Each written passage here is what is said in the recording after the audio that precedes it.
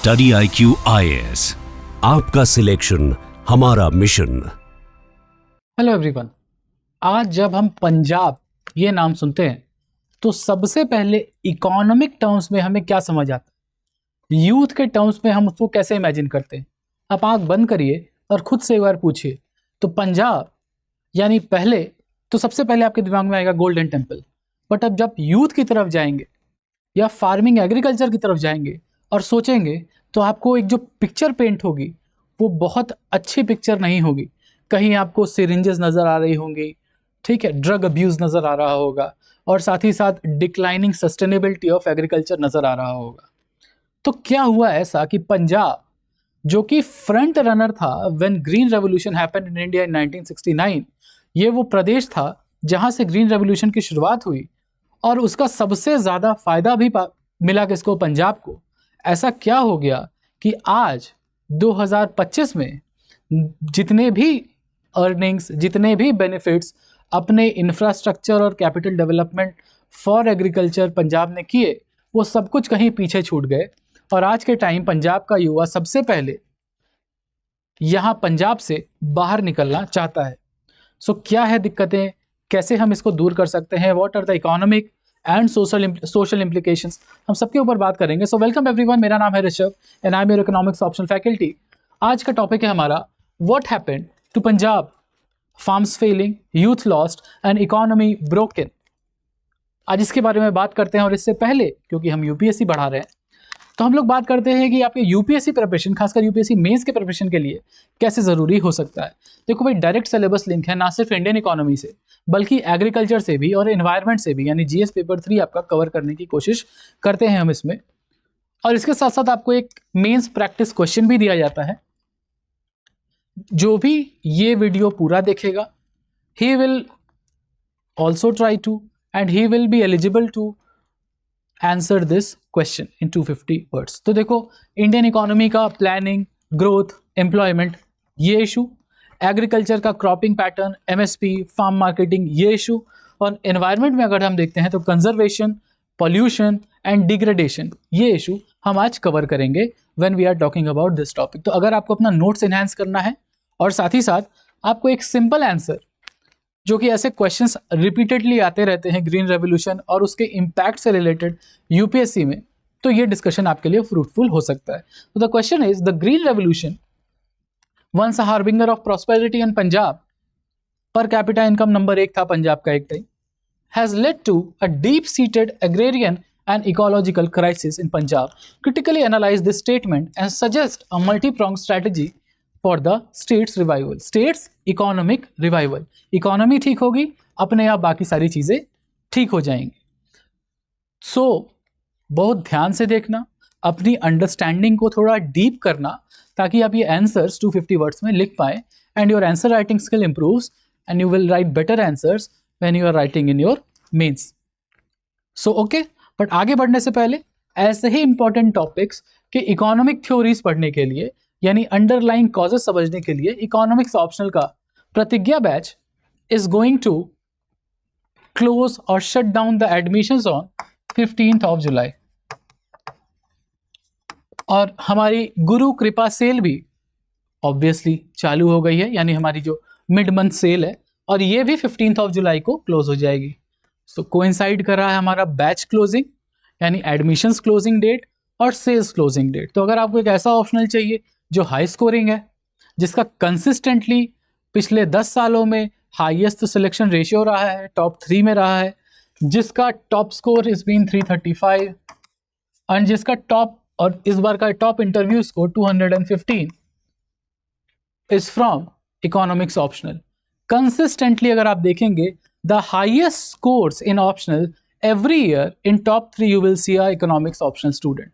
तो ये scoring optional है, ये बहुत ही non rote learning full conceptual optional है। तो अगर आप चाहते हैं तो you can go to the study IQ page, economics optional platinum batch आप choose कर सकते हैं। You will just have to put the code HS Live to get this platinum batch at maximum discount 17,999 का आपको मिलेगा। And you will also get NCERT coverage plus prelims test series। ये सब आपको साथ में प्रोवाइड होगा इन दिस सेल। ये प्रतिज्ञा बैच का जो हमारा गुरु कृपा सेल है उसमें आपको ये सब कुछ प्रोवाइड होगा। तो लेट मत करना, 15 तारीख तक ही है, फिर एडमिशन्स भी क्लोज हो जाएंगे। हम इंडियन इकोनॉमी पढ़ रहे हैं, ठीक है। Just share your contact details with me on Telegram और ऑन इंस्टाग्राम, या फॉलो कर लो। जस्ट सर्च हिप्पोनॉमिक्स अगर आप सर्च करेंगे आपको मेरा सोशल मीडिया हैंडल मिल जाएगा। You can reach out to me for doubts और for taking admissions. Just share your contact details to me और you can directly contact my team. वो नंबर है ये, बस कॉन्टैक्ट करिए, they will help you in the admission process. थोड़ा सुगम और सरल हो जाएगा आपके लिए एडमिशन, बस बात ये। और बाकी अगर आपको कोई भी डाउट है आप मेरे टेलीग्राम चैनल पे फॉलो कर सकते हैं। सेशन की पीडीएफ आपको वहीं मिलेगी और वैल्यू एडेड मटेरियल्स आपको इसी ग्रुप में मिलते रहेंगे। आगे बढ़ते हैं पढ़ाई लिखाई की तरफ। तो ग्रीन रेवोल्यूशन एक डबल एज स्वॉर्ड। क्यों है ये डबल एज स्वॉर्ड? क्या हुआ था ऐसा? Why it is double edged? Double edge sword मतलब दोनों तरफ से आपको कट सकता है आपका। तो जब प्रॉमिस क्या था दैट पंजाब इंडिया का ग्रेनरी बनेगा, जो कि हुआ, इनिशियली हुआ, और इससे क्या हुआ, इंडिया की फूड सिक्योरिटी बेहतर हुई क्योंकि वीट प्रोडक्शन बहुत तेजी से बढ़ा। इंडिया का टोटल प्रोडक्शन पहली बार 100 मिलियन मेट्रिक टन पार किया था 1971 में। क्यों? बिकॉज 1970 में because of the green revolution in 1969। इसके साथ साथ क्या आता है?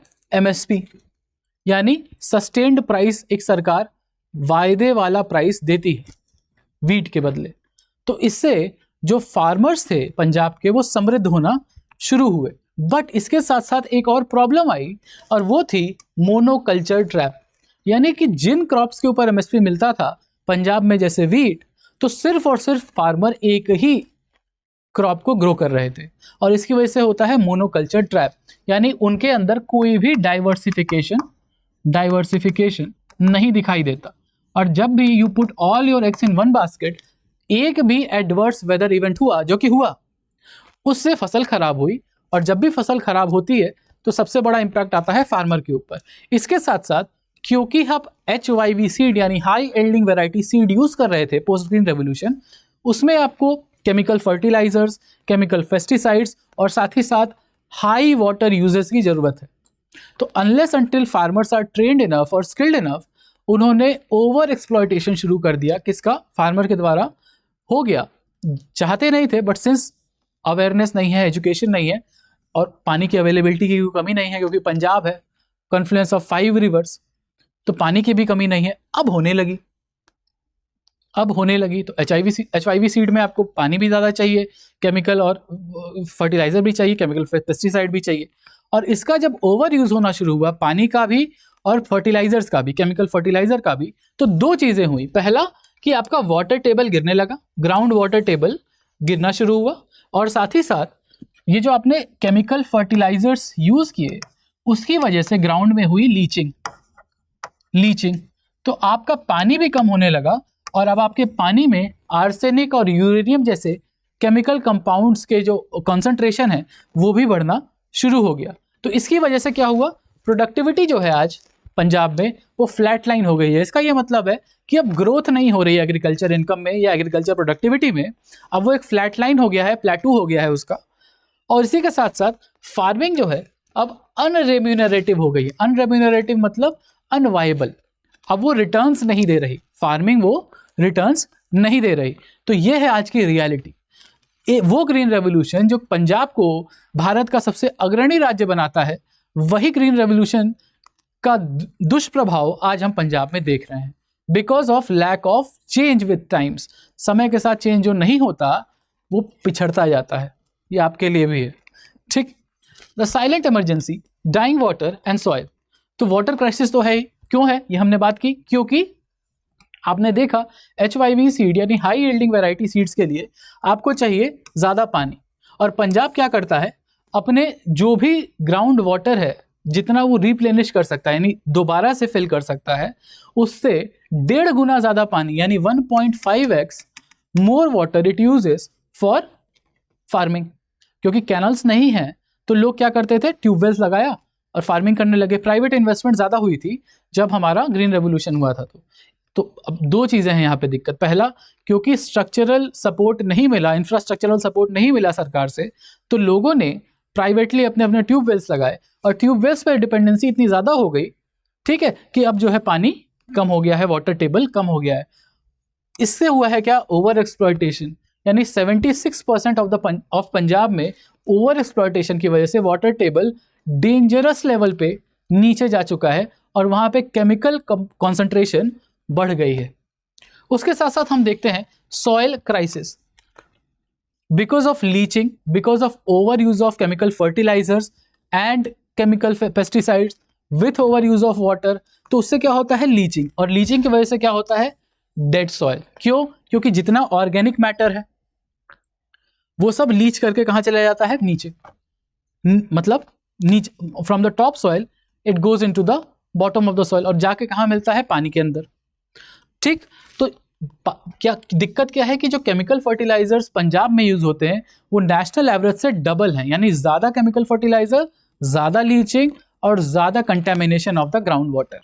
और वही ग्राउंड वाटर जब आप यूज करेंगे तो आपका टॉप सॉइल भी कंटेमिनेट होगा और वो धीरे धीरे बंजर होता जा रहा है, इसीलिए प्रोडक्टिविटी बढ़ नहीं रही और ज्यादा पेस्टिसाइड फर्टिलाइजर यूज कर रहे हैं और फ्लैट लाइन हो गया है एक तरह से एग्रीकल्चर। ओके, तो remaining water is increasingly toxic with high levels of uranium and arsenic, we have seen it. इसके बाद अगर हम देखें कि एक ह्यूमन कॉस्ट भी इन्वॉल्व है इसमें, the debt and despair, a human cost is also involve. Human cost क्या है, देखो आपको फार्मिंग करनी है तो आपको डेट लेना पड़ेगा। डेट क्यों लेना पड़ेगा, क्योंकि अगर आपके फार्मिंग से होने वाली इनकम नहीं बढ़ रही, ठीक, लेकिन इनपुट कॉस्ट महंगाई होने से बढ़ रहा है और इनकम आपकी नहीं बढ़ रही है, तो ये जो गैप है वो आप कैसे दूर करेंगे, आपको क्या लेना पड़ेगा, डेट, लोन लेना पड़ेगा आपको कहीं ना कहीं से। तो इसीलिए डेट ट्रैप में फंसता जा रहा है कौन, फार्मर। वाई, पंजाब का जो फार्मर है उसका हाईएस्ट एवरेज लोन है per farmer family in India, highest average per farmer loan as per the researchers. और क्योंकि फार्मर ज्यादा कमा नहीं पा रहा है तो अपनी बेसिक एक्सपेंसेस, बेसिक खर्चे भी पूरे नहीं कर पा रहा और उसको फिर नई फसल उगानी है। नई फसल उगाने के लिए नए इनपुट चाहिए, नए इनपुट चाहिए तो नया debt, debt crisis, vicious cycle of debt. और इसकी वजह से एक सुसाइड एपिडेमिक भी हमको दिखाई देता है। Approximately 9,000 to 10,000 farmer suicide in just 6 district of Punjab, और ये रिसर्च पंजाब एग्रीकल्चर यूनिवर्सिटी की तरफ से है फ्रॉम 2000 to 2018। ठीक है, और एक विशेष साइकिल क्या है, falling water tables force farmers to take new loans. क्यों? क्योंकि भाई आपने मान लो कि 100, 200, 150 फीट का एक बोरिंग कराया और वहां पे ट्यूबवेल लगा लिया, अब वहां पानी खत्म हो गया तो फिर एक बार और बोरिंग कराओगे और नीचे जाओगे और नीचे जाओगे और नीचे जाओगे, तो हर बार अपने कैपिटल इन्वेस्टमेंट आपको बढ़ाना पड़ रहा है, फिर आपको लोन लेना पड़ रहा है, फिर आप उसी डेट ट्रैप में फंसते जा रहे हैं। आगे देखा जाए तो इसकी वजह से एक इकोनॉमिक पैरालिसिस भी दिखाई देता है, which has caused Punjab to be from leader to a laggard. इसका क्या मतलब है कि जो पंजाब है वो एक समय फर्स्ट पोजीशन पे था व्हेन आप नेशनल एवरेज की बात करते हैं पर कैपिटा इनकम की, इकोनॉमिक ग्रोथ सबसे ज्यादा, आज वो पर कैपिटा इनकम 16th पोजीशन पे है। ये देखिए लेटेस्ट रिसर्च के हिसाब से 16th पोजीशन पे। क्यों हुआ ऐसा? Because of stagnant economy. ये स्टैग्नेंट इकोनॉमी क्यों थी? क्योंकि पूरा का पूरा डिपेंडेंस पंजाब का कहाँ चला गया, एग्रीकल्चर के ऊपर। और इसकी वजह से क्या हुआ, जो बाकी सेक्टर होते हैं जैसे आपका सेकेंडरी सेक्टर या फिर टर्शरी सेक्टर, वो कभी डेवलप कायदे से हो ही नहीं पाया। And also populist policies of the governments, मतलब जब से जितनी भी गवर्नमेंट्स आई हैं कुछ ना कुछ populist policy for the agriculture system, ये कभी किसी और सेक्टर को डेवलप होने का इंसेंटिव ही नहीं दिया गया इतना कि डेवलप हो सके। कई सारे कंपनीज इसीलिए बंद भी होते हुए आपको दिखाई देंगे। फिस्कल आईसीयू में है आज पंजाब की इकोनॉमी, क्योंकि debt is nearly 48% of the GDP, 48% of the GDP. But ये नंबर प्रॉब्लमैटिक नहीं है 48% इज ऑल्सो प्रॉब्लमैटिक, बट अगर ये डेट लेके कैपिटल इन्वेस्टमेंट करते, इंफ्रास्ट्रक्चर डेवलप करते तो बेहतर होता। बट ये डेट जो लिया जा रहा है वो इसलिए लिया जा रहा है, 90% of this, all the new loans are taken by the Punjab government or the Punjab state to fulfill the needs of previous loans. पुराने लोन को चुकाने के लिए नया लोन लिया जा रहा है, 90% ऑफ द पैसा वहीं जा रहा है। अगर 100 करोड़ लोन ले रही है सरकार तो 90 करोड़ कहाँ यूज कर रही है, पुराने लोन को चुकता करने में। तो कहाँ से होगा कैपिटल इन्वेस्टमेंट, कहाँ होगा इंफ्रास्ट्रक्चर डेवलपमेंट, और इसकी वजह से एक विशियस साइकिल बनेगी जो इकोनॉमिक ग्रोथ को हैम्पर करेगी। और अगर आपका मैन्युफैक्चरिंग, टर्शरी कोई भी सेक्टर नहीं चल रहा है एग्रीकल्चर के अलावा, तो यूथ के पास क्या बचेगा कि वो यहाँ से देश से बाहर जाएगा कमाने के लिए। ठीक है, इसकी वजह से आप और देखिए कि populism over progress, consecutive governments में ये देखा गया है, पॉलिटिकल ड्रिवन सब्सिडीज, फ्री बिजली, free power for agriculture, free water, बिना किसी डिसइंसेंटिव के कोई ऐसी पॉलिसी नहीं लाई गई कि पंजाब में एग्रीकल्चर का जो चेहरा है उसको मॉडर्नाइज किया जा सके। चाहे वो स्टबल बर्निंग हो, चाहे वो over exploitation of natural resources हो, क्योंकि नेचुरल रिसोर्सेज तो नेशनल रिसोर्स है, सबका अधिकार है उस पर, और या वो पावर हो। तो इसके कंजम्पशन पे फ्री हो, अगर सब कुछ फ्री है, आप कोई खतरा नहीं है, कोई डिसइंसेंटिव नहीं है आपको कि अगर आप ज़्यादा पानी यूज़ करेंगे तो आपको टैक्स लगेगा या आपको फाइन भरना पड़ेगा, तो आप करते रहिए। इसकी वजह से क्या हो रहा है, अब जैसे जहाँ भी सब्सिडी देगी सरकार, तो जो पैसा कैपिटल इन्वेस्टमेंट में जा सकता था वो सब्सिडी पे चला गया, तो फिर बचा कहाँ, सरकारी पैसा बचा ही नहीं। या तो लोन वापस करने में चला जा रहा है, या नए लोन लेने में चला जा रहा है, या सब्सिडीज को फंड करने में चला जा रहा है। और इसकी वजह से होती है एक पूरी की पूरी lost generation because of lack of opportunities. आप देखते हैं कि पंजाब से होता है ब्रेन ड्रेन, चाहे स्किल्ड हो यूथ या अनस्किल्ड हो, वो पंजाब से बाहर निकलना चाहता है। वो देश के किसी कोने में जाके कमा लेगा, वो देश के बाहर जाके कमा लेगा, क्योंकि पंजाब में अपॉर्चुनिटी नहीं है। तो यूथ को ये लगता है कि यहाँ कोई भी फ्यूचर नहीं है, because unemployment in Punjab is one of the highest, Kerala के बाद 26% पंजाब में यूथ अनएम्प्लॉयमेंट लेवल से 26%। अब जब युवा को नौकरी नहीं मिलेगी तो या तो वो बाहर निकलेगा कहीं काम करने के लिए, और इसके लिए क्या होता है मालूम, दो चीजें होती है, या तो आप लीगल रूट से जाएंगे या इलीगल रूट से जाएंगे। इलीगल रूट को हम बोलते हैं डंकी रूट, और इन दोनों ही तरीकों के लिए आपको लेना पड़ता है हैवी लोन्स, एजेंट का पैसा लगेगा। आप किसी यूनिवर्सिटी में मान लीजिए एडमिशन कोई ले रहा है तो वहाँ उसकी फीस लगेगी, वहाँ क्योंकि आप अगर मान लीजिए कनाडा भी कोई जा रहा है तो आपको डायरेक्ट जॉब नहीं मिल सकती जब तक आप स्किल सर्टिफिकेट लेके नहीं आते। तो स्किल सर्टिफिकेट के लिए आपको कहीं ना कहीं पढ़ना पड़ेगा, वहाँ एडमिशन लेना पड़ेगा। तो ये देखा गया है कि पंजाब से बाहर निकलने के लिए जो पैसे चुकाने हैं उसका हाई प्राइस देना पड़ता है। वाई? बिकॉज 18 से 25 लाख, कभी कभी 30 लाख तक रुपए लगते हैं जो एजेंट्स को देने पड़ते हैं, so that they can make all the system work और बाहर निकलने में हेल्प करे, चाहे वो लीगल रूट से करे चाहे इलीगल रूट से करे। 25-30 लाख रुपए लगते हैं पंजाब से बाहर निकलने के लिए, और इसके लिए फिर करना क्या है, खेत बेचना पड़ रहा है। जिसके ऊपर से आमदनी आ रही है वही सोर्स आपको बेचना पड़ रहा है। और सब हो क्यों रहा है? Because of a broken system, because of lack of trust of youth and the people of Punjab in the government system. क्योंकि उसको सब कुछ दिखाई देता है कि एक होपलेस करप्ट सिस्टम है जो कभी सुधर ही नहीं सकता, और ये सुधरेगा नहीं तब तक यहाँ अपॉर्चुनिटीज आएंगी नहीं, नई कंपनीज नहीं आएंगी। कंपनीज नहीं आएंगी तो युवा को नौकरी कहाँ मिलेगी? तो इससे अच्छा है यहाँ पे पैसा लुटाने से अच्छा है सब कुछ बेच बाच के निकलो यहाँ से। ये है माइंड सेटअप। और अगर मान लो किसी के पास पैसा नहीं बचता और वो अनसक्सेसफुल रहता है बाहर जाने में, पंजाब से नहीं निकल पाता वो, तो उसका फिर स्केप क्या है? स्केप रूट इज नशा, ड्रग्स। और इस ड्रग्स की सप्लाई आती कहाँ है? कहाँ से है? बॉर्डर के उस तरफ से। ईजी अवेलेबिलिटी ऑफ ड्रग्स, ठीक है, quick money for drug peddlers. इससे क्या हुआ है कि पंजाब में एक बहुत सिस्टमैटिक और हाई पेनिट्रेशन वाला ड्रग सिस्टम डेवलप हो गया है, जिसमें छोटे से छोटा पेडलर हो या बड़े से बड़ा कोई पहुंच वाला आदमी, सब कोई इन्वॉल्व है। और जब इतने लोग इन्वॉल्व हैं और इस चेन को ब्रेक नहीं किया जा पा रहा है और इजी अवेलेबिलिटी ऑफ ड्रग्स आ रहा है बॉर्डर के उस तरफ से, तो इसको रोकने का काम किसका है? सेंटर और स्टेट दोनों गवर्नमेंट्स का है। साथ में मिलकर काम करने की जरूरत है, बट ऐसा हो नहीं पा रहा। सो इंटरनल स्केप, क्योंकि बाहर नहीं जा पाए तो अब आप क्या कर सकते हैं? अब आप दुखी हैं, सो आप नशे की तरफ जा रहे हैं, and this creates a परवर्स economy of drugs. क्योंकि ये ड्रग इकोनॉमी अनएम्प्लॉयमेंट, डिस्ट्रेस, इसके ऊपर चलती है। क्योंकि कोई अनएम्प्लॉयड है तो ईजी मनी चाहिए उसको, तो वो पेडलर बन गया। इसके साथ साथ आप देखते हैं कोरोडेड सिस्टम। कोरोडेड सिस्टम इसलिए क्योंकि जो नेक्सस है वो ऊपर से लेके टॉप टू बॉटम हर जगह आपको एक नेक्सस दिखाई देगा, एक लिंकेज दिखाई देगा, और इससे छूटना बहुत मुश्किल होता जा रहा है पंजाब के युवा के लिए।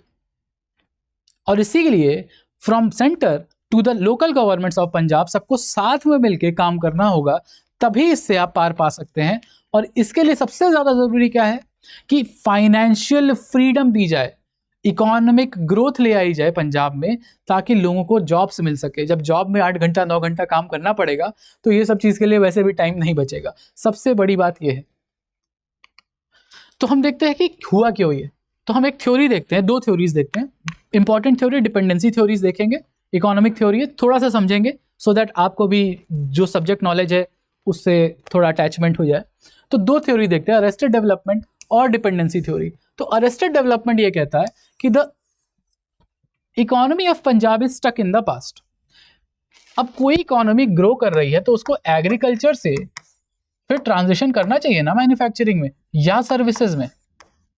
बट क्योंकि एग्रीकल्चर में एमएसपी मिलता है, पूरी सिक्योरिटी मिलती है गवर्नमेंट की, सब्सिडीज मिलती हैं गवर्नमेंट की, तो ये जो हेल्दी ट्रांजिशन होना था वो हुआ नहीं। इसकी वजह से क्या हुआ, there was no structural transformation in the economy of Punjab. Over dependence on agriculture was still there in Punjab. तो इसीलिए हम बोलते हैं अरेस्टेड स्ट्रक्चरल ट्रांसफॉर्मेशन। और अगर हम डिपेंडेंसी थ्योरी की बात करें तो बात यह हुई कि जो पंजाब है वो एक पेरिफेरी बन के रह गया नेशनल कोर का। ठीक है, डिपेंडेंसी थ्योरी ये कहती है कि जो कोर एरियाज हैं, जैसे मान लो दिल्ली एनसीआर कोर हो गया, अगर दिल्ली एनसीआर में सारी फैक्ट्रीज हैं, हरियाणा में सारी फैक्ट्रीज हैं, तो कोर की जरूरतों को पूरा करने के ही काम रह गया बस पेरिफेरीज का। पेरिफेरी मतलब जो जिसके ऊपर ये कोर डिपेंडेंट है, और पेरिफेरी मतलब जो कोर के ऊपर डिपेंडेंट है। जब कोर का इंडस्ट्री या कोर के लोग डिमांड करेंगे तभी पेरिफेरी ग्रो कर सकता है। ठीक, तो पेरिफेरी का grow depends upon the national core, जैसे दिल्ली एनसीआर हो गया। तो पंजाब कभी खुद का एक सस्टेनेबल इकोनॉमिक इकोसिस्टम बना ही नहीं पाया, इसीलिए हमेशा एक पेरिफेरल स्टेट बन के रह गया, जिसका काम क्या था कि वाटर, ग्रेन्स या इनपुट रॉ मटेरियल प्रोवाइड करना नेशन को। तो खुद की मैन्युफैक्चरिंग डेवलपमेंट, सर्विसेज डेवलपमेंट हुई ही नहीं। क्यों? क्योंकि ये डिपेंडेंट रह गया नेशनल फैक्ट्रीज, पीपल के ऊपर। तो हम करें क्या? देखो, कुछ किया गया, मतलब सरकारों ने किया, बट वो एक बैंडेड प्रोविजन था कि भाई कट लग गया तो एक बैंडेड लगा दो। बट उसका ये मतलब नहीं है कि उससे कोई सिग्निफिकेंट सस्टेनेबल स्ट्रक्चरल चेंज आ जाएगा। डाइवर्सिफिकेशन करने की कोशिश की गई कि क्रॉप्स, भाई सिर्फ गेहूं चावल मत उगाइए, कुछ और भी उगाइए। But because of heavy subsidies on paddy, on wheat, ये जो डाइवर्सिफिकेशन की बातें हैं सिर्फ बातें बन के ही रह गई। दूसरे क्रॉप्स पे, मिलेट्स के ऊपर, सोयाबीन के ऊपर, ऑयल सीड्स के ऊपर ट्रांसफॉर्मेशन हो ही नहीं पाया because of huge advantage and incentive of growing just wheat and rice. इसके साथ साथ बार बार जो सरकारें क्योंकि बदलती रही, तो पॉलिटिकल फिक्स, एक टेम्पोररी पॉलिटिकल फिक्स आया कि लोन वेवर दे देंगे। अरे बहुत लोन लिया, बहुत लोन लिया, एक सरकार बदलेगी तो लोन वेवर दे देगी। इससे एक फिजिकल इनडिसिप्लिन भी क्रिएट होता है एनवायरनमेंट में कि आप लोन लेते जाइए और फिर मालूम है कि सरकार बदलेगी तो लोन वेवर हो जाएगा। ठीक, उसके अलावा आप देखते हैं कि जॉब फेयर्स लगाने की कोशिश की गई, बट ये जॉब फेयर्स एजुकेटेड यूथ के लिए नहीं हो सकता। 10 से 15 हज़ार की नौकरियां मिलती हैं जॉब फेयर्स में, मास मार्केट, कोई BPO, call job, sales job. तो एजुकेटेड यूथ का जो मन है वो हटता गया धीरे धीरे। इकोनॉमिक सिस्टम का हिस्सा नहीं होना चाहता है एजुकेटेड यूथ, बिकॉज उसको चाहिए हाई पेइंग जॉब्स, उसने पढ़ाई में पैसे लगाए हैं, अगर वो नहीं मिलेगा तो वो क्यों रुकेगा। और इसके साथ साथ एंटी ड्रग ड्राइव्स चलाए गए, but because of lack of political will of the governments, consecutive governments, ये जो पॉलिटिकल नेक्सस है एंटी ड्रग ट्रेड का, वो कभी टूट ही नहीं पाया। इसी बात को हम आगे बढ़ाते हुए बोल सकते हैं कि what can be the pathways of revival. Pathways of revival, simple सी बात ये समझो कि जितना ज्यादा सपोर्ट सरकार देगी, इंफ्रास्ट्रक्चरल और स्ट्रक्चरल, ठीक है, इंस्टीट्यूशनल, इंफ्रास्ट्रक्चरल और स्ट्रक्चरल सपोर्ट जितना भी सरकार देगी, उतना ज्यादा चेंजेस आएंगे। तो हम कहां कहां से सीख सकते हैं? जैसे हम आंध्रा के आरबीके से सीख सकते हैं। अभी आरबीके क्या है? देखो, ये एक एक्सटेंशन सर्विस प्लेटफॉर्म है जो आंध्रा के फार्मर्स को एक वन स्टॉप शॉप का काम करता है। इसका क्या मतलब है कि ना सिर्फ सीड्स मिलती हैं वहां पे, बल्कि साथ ही साथ एडवाइस, मार्केट लिंकेजेस, ठीक है, मार्केट लिंकेज मतलब इंडस्ट्री के साथ सपोर्ट यहीं से मिल जाता है। It's a one stop centre. तो फार्मर को ट्रस्ट है इन सिस्टम्स के ऊपर, और फार्मर को एडवाइस, अवेयरनेस, सपोर्ट सब कुछ मिलता है। अगर मान लो कि फार्मर कुछ नया क्रॉप ग्रो करना चाहता है, तो सब कुछ, सारे सपोर्ट उसको इस आरबी के सेंटर्स में मिल जाएंगे आंध्रा में, ठीक। इसी के साथ साथ महाराष्ट्र में एक जल युक्त शिविर लगता है। ये कम्युनिटी लेड प्रोजेक्ट है। क्यों? वाटरशेड डेवलपमेंट के लिए, rain water, ground water recharge करने के लिए। तो ऐसे आपको शिविर लगाने होंगे ताकि रेन वाटर हार्वेस्टिंग सिस्टम और बेहतर किया जा सके, क्योंकि जो वाटर टेबल 1.5x स्पीड में कम हो रहा है, उसको हमको कंट्रोल करना है। इसके साथ साथ इजराइल से हम सीख सकते हैं कम पानी में ज्यादा प्रोडक्टिविटी ले आना। Hydroponics, drip irrigation. भारत सरकार ड्रिप इरिगेशन के लिए, यानी मॉडर्न फार्मिंग मेथड्स के लिए सब्सिडी भी देती है, बट इसके प्रति अवेयरनेस बढ़ाने की ज़रूरत है कि अगर आप ड्रिप इरिगेशन यूज़ करेंगे तो ना सिर्फ आप पानी कम यूज़ करेंगे, बल्कि आपको फर्टिलाइजर, केमिकल फर्टिलाइजर्स भी कम लगेंगे, यानी आपकी इनपुट कॉस्ट कम होगी, तो प्रोडक्टिविटी बढ़ेगी, आपका प्रॉफिट भी बढ़ेगा। ये चीज़ें समझाने की ज़रूरत है फार्मर को।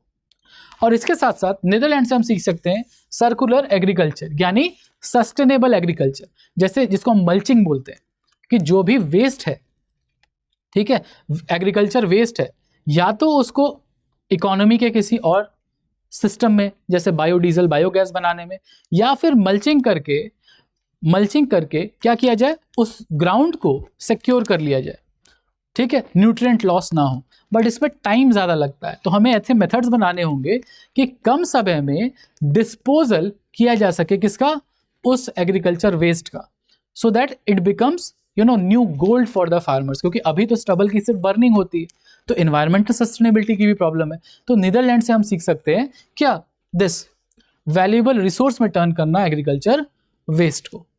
ये सब multi pronged long term approaches हैं। ये फ्रीबीज, ये पॉपुलिज्म से ठीक नहीं होगा। इसके लिए आपको लॉन्ग टर्म इन्वेस्टमेंट करना होगा। फार्मर को वन स्टॉप सपोर्ट देना हो, ग्राउंड वाटर रिचार्ज हो, एक सर्कुलर इकोनॉमी की बात हो, यानी वेस्ट टू वंडर भी करना हो, या फिर water tech, Israeli water tech का यूज करके हाइड्रोपोनिक्स और ड्रिप इरिगेशन को बढ़ावा देना हो, ताकि इनपुट कॉस्ट कम की जा सके। तो ये एक दिन में नहीं होगा। Rome was not built in a day. It will take sustained efforts of all the governments, all the stakeholders coming together, ना सिर्फ सरकार बल्कि लोग और प्राइवेट सेक्टर भी। इसके लिए एक ट्रस्ट बिल्डिंग एक्सरसाइज करने की जरूरत है। तो what is the way forward? Way forward is very simple. You will have to make a social contract with the people, यानी लोगों के बीच में सरकारी तंत्र, सरकारी व्यवस्था के प्रति एक नया ट्रस्ट बनाने की जरूरत है। Because there has been years and years of systemic failure for the people of Punjab. तो एक नए सोशल कॉन्ट्रैक्ट बनाने की जरूरत है जो लोगों को ना सिर्फ ट्रस्ट दे, बल्कि यह भी दिखाए कि स्टेट, सेंटर और लोग एक साथ आ सकते हैं एक रेजिलिएंट, सस्टेनेबल और डाइवर्सिफाइड इकोनॉमी बनाने के लिए, जो सिर्फ एग्रीकल्चर डिपेंडेंट ना हो, बल्कि मैन्युफैक्चरिंग और सर्विसेज इनका भी बराबर योगदान हो, ताकि एग्रीकल्चर में जो आज सरप्लस लेबर है उसको मैन्युफैक्चरिंग में उठा के ले जाया जा सके। उसके अलावा हम देखते हैं this requires courageous leadership to choose long term strategic investment over short term populism. मैंने आपको कहा है कि Rome was not built in a day. समय लगेगा, बहुत समय लगेगा, बट वो समय लगाना होगा, लॉन्ग टर्म कैपिटल इन्वेस्टमेंट्स करने होंगे if we want to make sustainable gains and make Punjab number 1 again. So we will stop our discussions here. I hope कि जो हमने पहला क्वेश्चन देखा था उसका आंसर लिखने के लिए आपको प्रेरणा मिल जाएगी।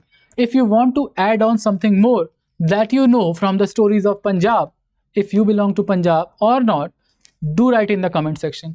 अगर आज की नॉलेज से वैल्यू एडिशन हुआ है आपका, तो do like and share this. We will meet again soon in similar kind of discussions. But याद रहे, use the code HSLive across Study IQ platform, HS Live, high scores with HS Live. और आप economics optional प्रतिज्ञा batch में 15 जुलाई से पहले admission लेंगे तो आपको मिलेगा higher discounts on this sale. Thank you everyone, will meet again soon, bye bye. Study IQ IAS, आपका सिलेक्शन हमारा मिशन।